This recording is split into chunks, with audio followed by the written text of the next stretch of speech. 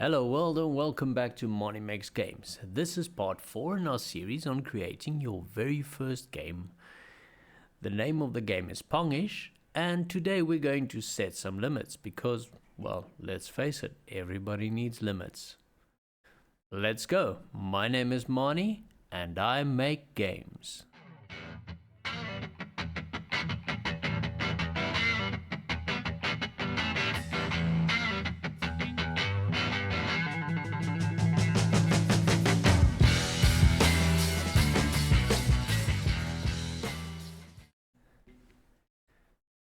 So, just a quick recap of where we are. Last time we've enabled our ball to get launched and to reset after each miss. We also have a player that's moving, but currently our player just absolutely moves forever in one direction or another, going well off screen.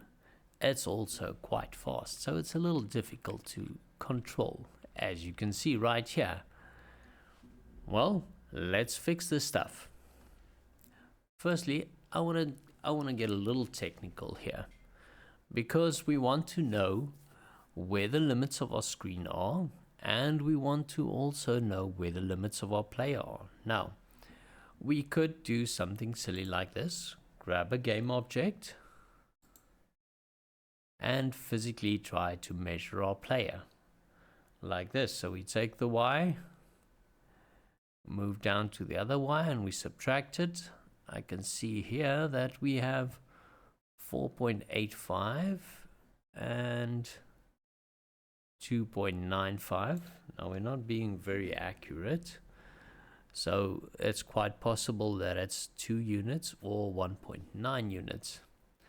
But let's look at finding a better solution. Now I'm going to make a full disclosure here. As programmers, we don't always know everything offhand. In fact, I think most of the time we don't know anything offhand. And I've had to sit down and do some research on this and figure some stuff out. So always remember, if you're creating something and you look at people on YouTube and go, oh no, that guy knows everything and I'm useless. You're not useless. You're just like the rest of us. We're learning as we go. So come and learn with me. Okay, so let's look at our player first. Now you might notice that our player has our little box collider on it. Whoops. And if I click this button, you'll see I've messed around with the box collider while I was learning. But what I want you to pay specific attention to here is this field called the size for our box collider. Now I've pushed this up to 3. If I bring it down to match, we get to there. Now, you remember that we just measured our player using that little game object, and we found that the player is approximately 2 units. But if you look at the Y size for the box collider, it only comes up as 1. Why is that? Because this size is actually half of the height. It measures from the center to the top or the center to the bottom. So, can we use this? Absolutely we can. What we want is for our player to stop moving or not go further than a point that is 1 unit from its center, which is good because the coordinates for the player or the position for the player is given according to its pivot, which is in the middle. We'll talk about pivots at another time.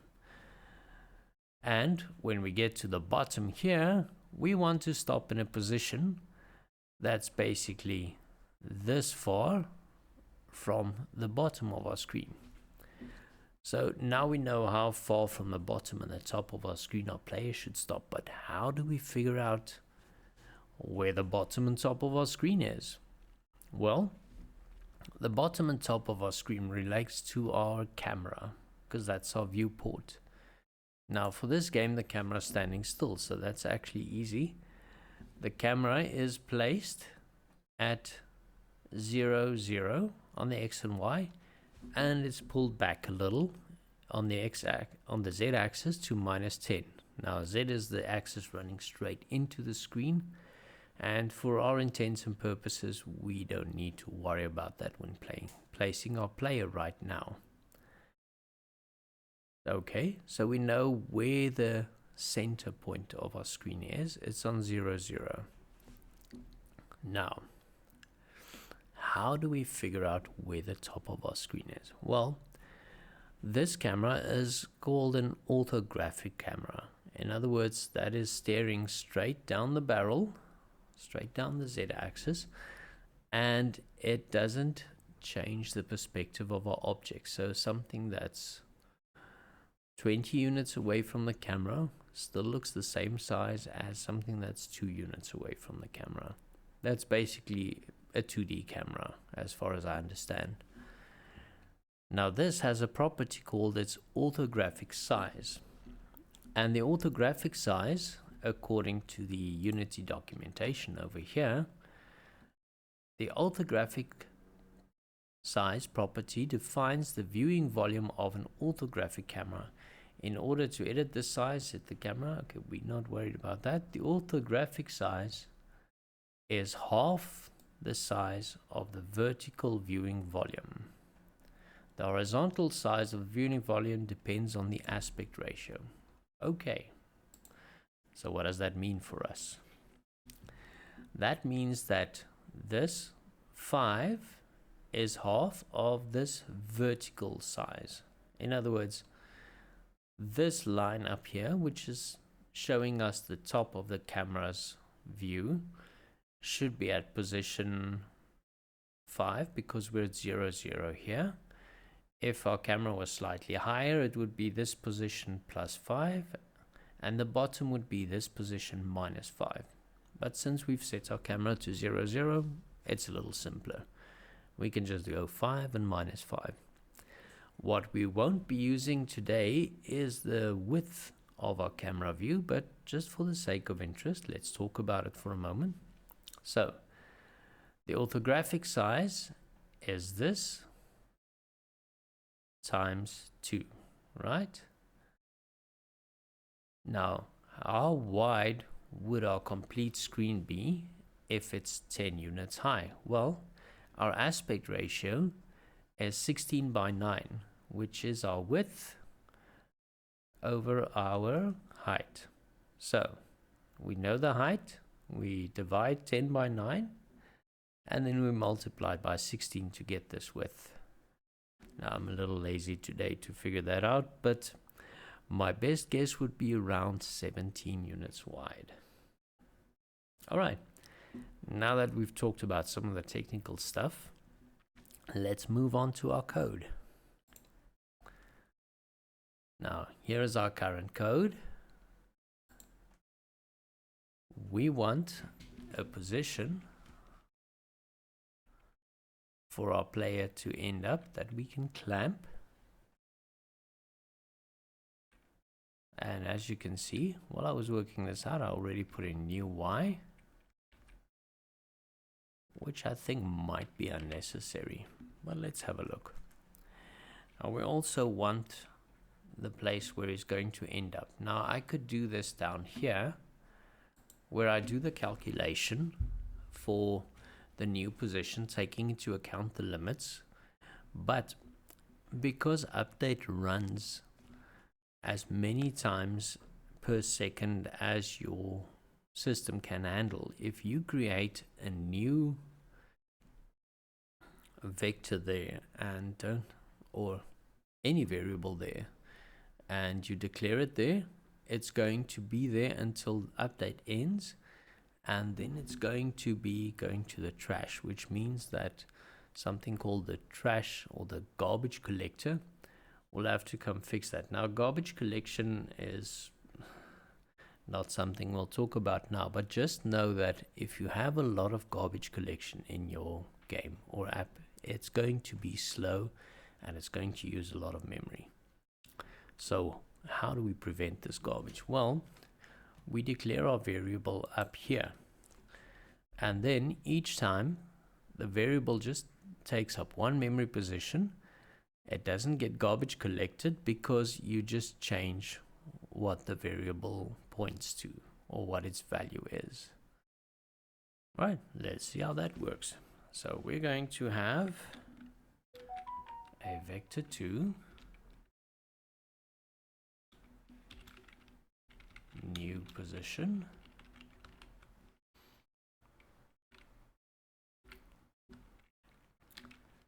Okay, and we need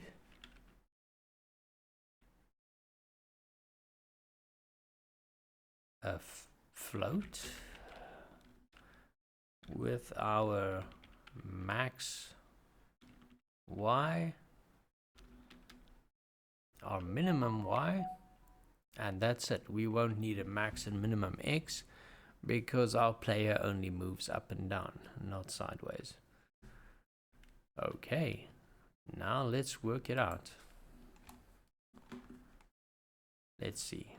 In the start, we'll take our camera. Now this is the camera class, and you can call camera main, which gives you the camera that's on your scene. And we want to basically get its size. Camera.main. Oh, excuse me. Cam height.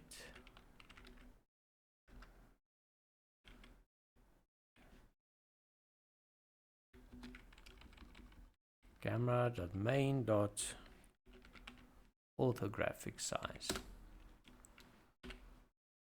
Okay, now we know currently for our camera setup this is 5.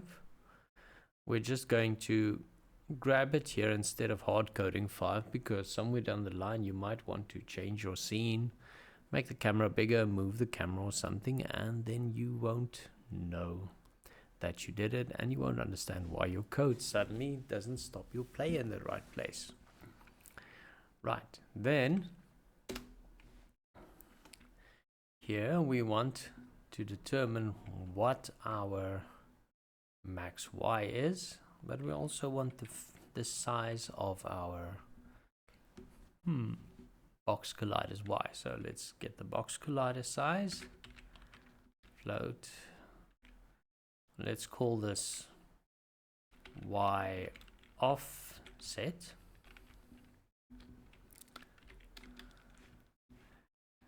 And we'll say get component box collider 2D. Very important. Make sure you get the 2D one, not the 3D one, because the component attached to your player is a box collider 2D, and if you try to grab a 3D one, you'll get a null and you'll get an error, which we don't want. So we got the component, and we say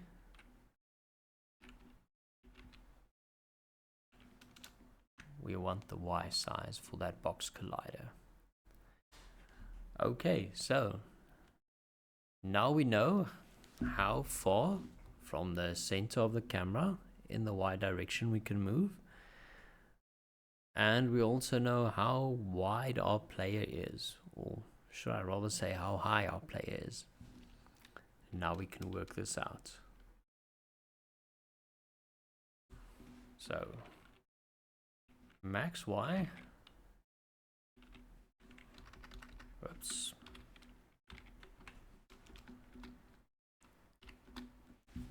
anybody want to guess?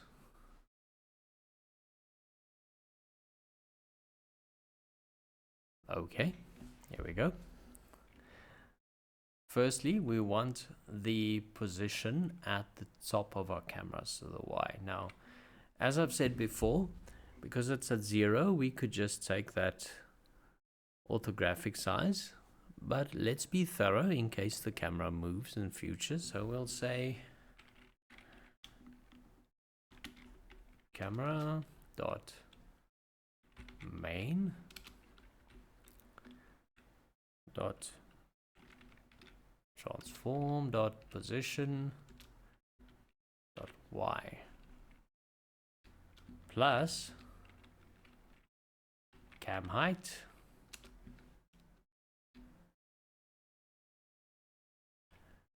minus y offset. So basically we are going to move our player up to the height of the camera, the orthographic height above its center point, but then because we don't want the side of our player sticking out, we're going to move it a little bit back by the amount that the player is high, or should we say the height from the center of the player's collider. It's important that you match your collider to the player in this case, obviously. Alright, and then for our minimum y,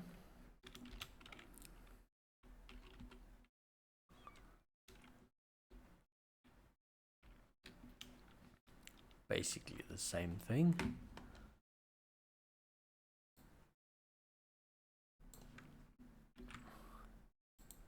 I'll copy and paste here.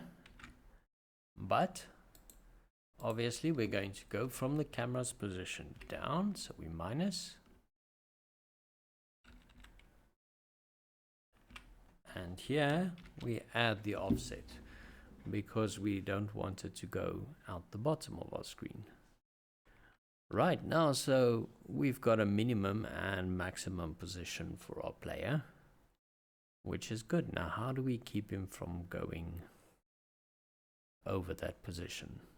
Well, to move our player, we went transform.position plus equals the input multiplied by 4. We also changed this because this is pretty horrible and it's part of why our player moves so quickly.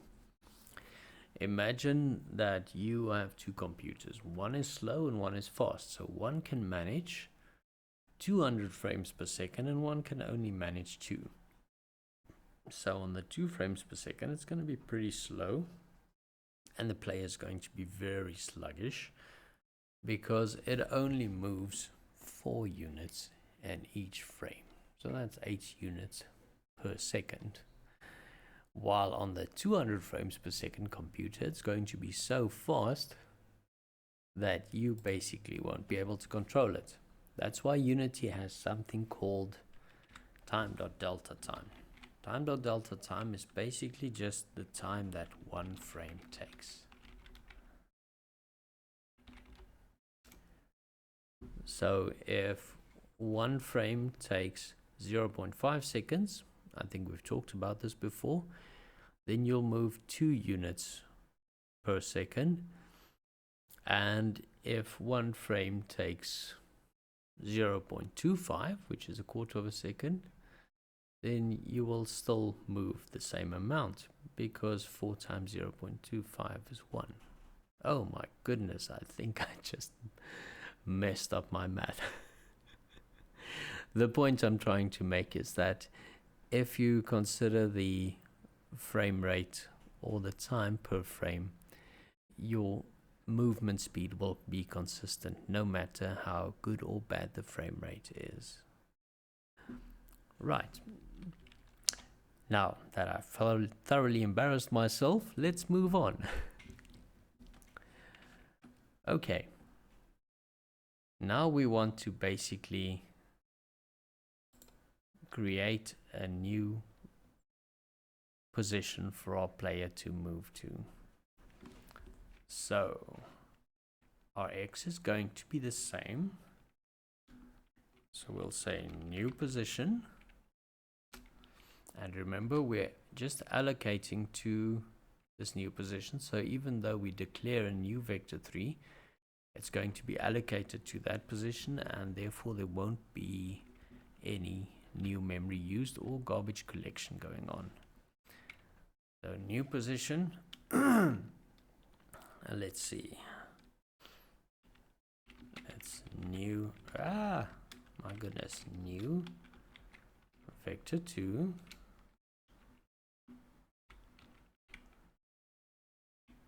And for the player, transform.position dot x, still keeping the same x, we don't need to change that. And then here we need to do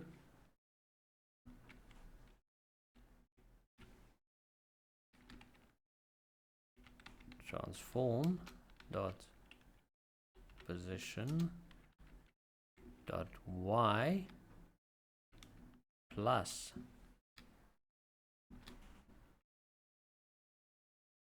our current input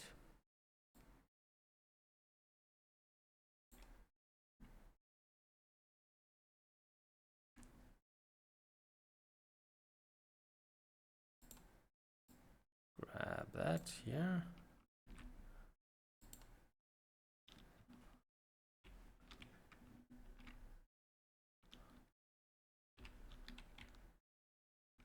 But we just want the y from our current input. So basically what we're doing right now is the same as here. We're taking our transform dot position and we're adding the amount of movement we want, but we're just taking the y part because the x is not going to change. Okay, now you say that's all fine and dandy, but the new position still doesn't take our limits into account.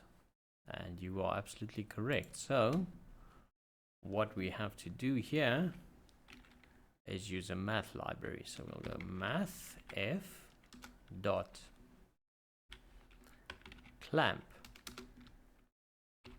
So what are we clamping? Well, we're clamping this. This is the term we're clamping.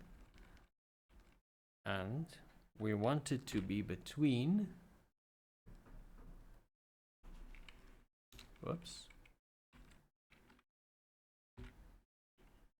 the minimum position, which is y minimum or minimum y, and max y.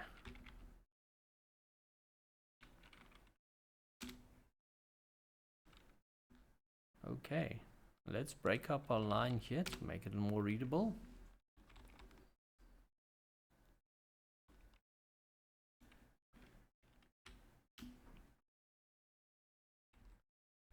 There we go. Now just a quick explanation here. I'm just going to type up here Mathf.Clamp.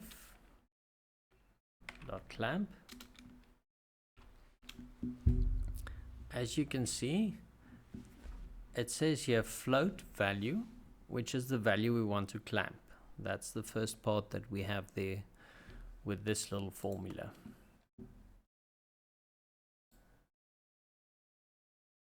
That's this part. And then the second part after the comma is the minimum, so it's not allowed to go under this, and the maximum not allowed to go over that. So if this little formula over here gives us a result that ends up with a value of, say, -6y, and our y minimum is -5, that means it's just going to clamp it and return -5. Same with the max. So if it was, say, -7, or sorry, if it was, say, 7, the result, and our clamp is for 5, then it'll just make y 5 and return that. Okay, I hope that's clear.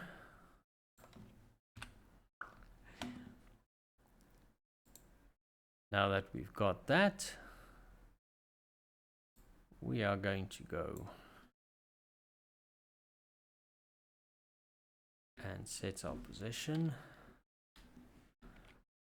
to new position. Okay, now we're going to test it, and I really hope it works.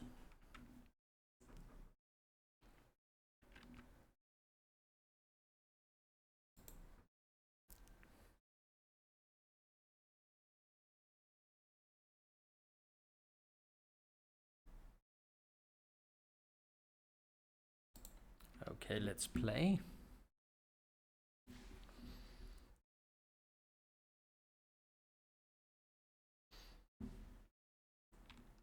Try moving our player. Now, as you can see, because we're using time.delta time to take the frame rate into account, we're moving a little slower, which is good. And we can control this. Now let's do a little experiment. Let's take our player and we'll scale up its Y to make our player a little bit bigger and see if it's still consistent. See if we still keep to our limits. Ah, our player's going over, but why? Anybody want to guess? All right, let me tell you. If you go down to your box collider and we look at this, that still works, right? But our player scale is no longer 1, so we need to actually take into account our player scale. Or could I be wrong?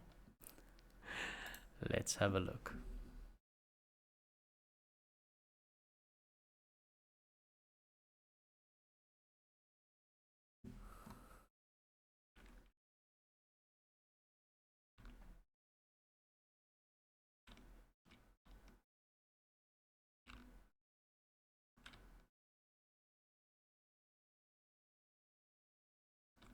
No.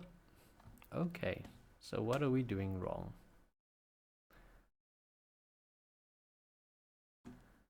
Let's reset this. This is an important part of making games, is sometimes you need to mess with stuff and break stuff so you can figure out what's going on. So we see here that our scale is now 3.77 where we were. Come on. Actually at 1.85. Now this is 1 unit big. My guess would be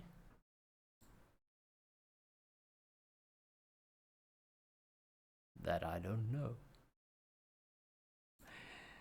Anybody in the comments who wants to tell me why I did this wrong, you are most welcome. Meanwhile, I'm probably going to pause here and take a moment to figure it out.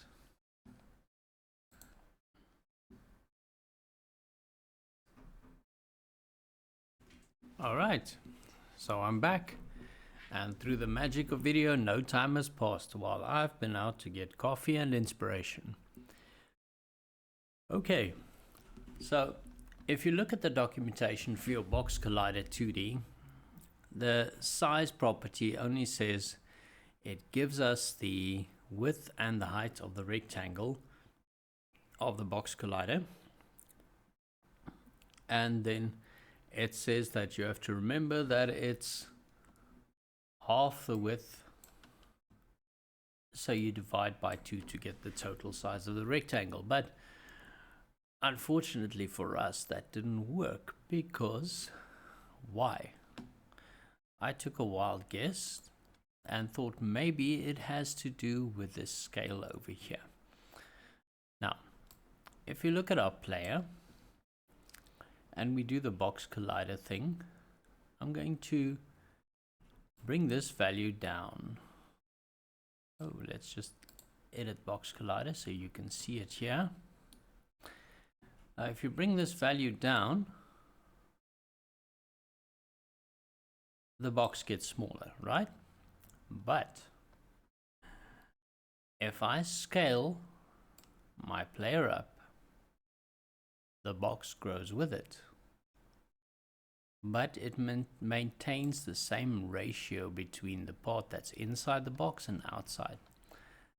There's our secret. So if I set this back to 1, even with the scaled up player, it basically fills this whole height. And that's the secret for us. It means that the box collider size actually specifies the ratio of the object that it fills. In other words, If I set the size to 2, it's going to go over the sides of our player. And no matter how big I make my player on the scale for my transform, it's always going to be over, and in fact it's going to grow. Well, the amount that it's over will grow even more with the scale. Okay, let's get our player scale back to 3. But if we ask in code, we're still just going to get a size of 2. So let's go back to 1. And let's go back to our code and see how I solved this. So, basically, we have the same formula for our y offset, but now we are going to multiply it by our transform.scale, local scale, and we are interested in the y of the scale. But we also know that this only represents half, so we also want to use only half the scale. So we divide by 2. Alright, let's go back and test that.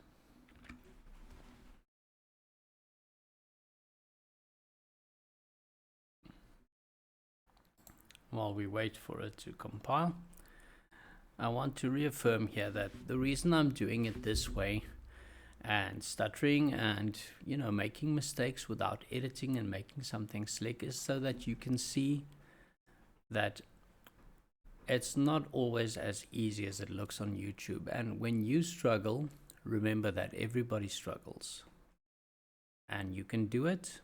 You just need to push through. All right, here we are. It's playing. Let's see what happens. First, we're going to play with it like this in our perfectly set up situation. Player stops in the right place, top, bottom. We're good. Now, where we fell over last time is when we messed with the scale. So let's mess with our scale a bit. I'm not adjusting the scale in update. So I have to restart again because it only updates in our start function. So remember that if you want to make a live rescaling of your player, as soon as that scaling event takes place, you'll have to do these calculations over. All right, that works. Let's do it one more time, but let's make our player really big.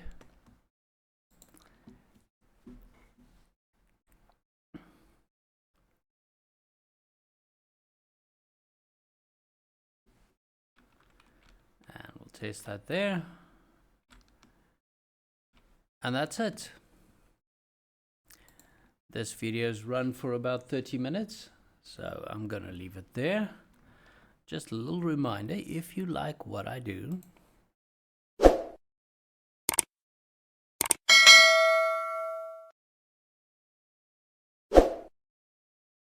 that's right, like and subscribe so you don't miss my next video.